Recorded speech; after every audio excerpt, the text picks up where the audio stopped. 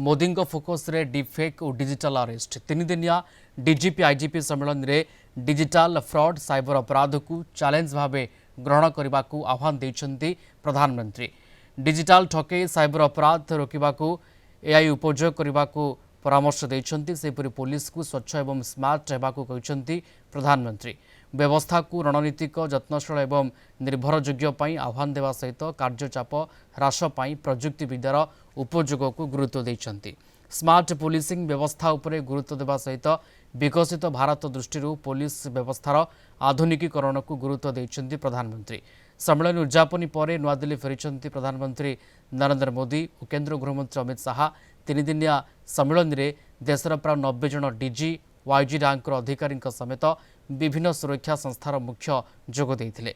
एथिपाई भुवनेश्वर में कड़ा सुरक्षा व्यवस्था ग्रहण करा जायथिला। माने कहउछन्ति जे एटा आमा व्यवस्था ठीक थिला, प्रशंसा करिछन्ति तार सेटा भी मैं संतोष अनुभव करूछु।